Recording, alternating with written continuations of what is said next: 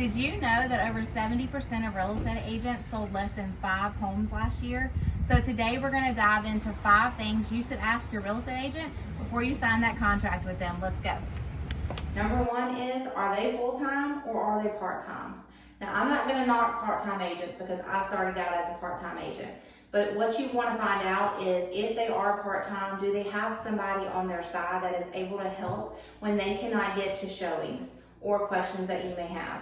If your agent is a full-time agent, they should be very responsive to you, which leads me into how are their communication skills. So I try to train my agents that if they are full-time, they should be very responsive to their clients. So if their clients reach out, within 10 minutes or so, they should be getting back to them. If they know they're at a showing or they're at a closing, they can shoot them a quick text and let them know, hey, I'll give you a call back, or whatever it may be. But you should never go days without hearing from your agent, especially if they are full-time. I don't even think you should go days if they're part-time, but if they're a full-time agent, you guys should not be going days without hearing from your real estate agent. Number 2, we're going to talk about, I want you to ask them how many transactions have they completed in real estate. Not necessarily how many years have they been in real estate, because we have agents who have been in the business for a very, very long time, but they have not done that many transactions. Transactions are where you learn about your experience.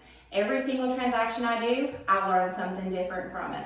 So I always try to encourage clients to ask about their transaction history, not necessarily how long they've been in the business. I have an agent on my team. He has been in real estate less than 2 years and he's already closed over 20 units. And so he's got a lot of experience on negotiation skills and how to handle low appraisals and inspection requests and all of the different things that come with real estate. All right, number 3, we're gonna go into, is your agent local to the market that you are wanting to purchase in? So I always have a pretty generic rule of thumb that if they're longer or further out than an hour and a half to 2 hours or more, they do not know your market. And it's gonna be best for them to just refer it out to a local agent who can get knowledge about the area you wanna be in, know about coming soons that are coming to the market, whatever it may be that's gonna be more beneficial to you. So rule of thumb is if they're outside of an hour and a half, you probably need to ask them to find you an agent that is more local to the area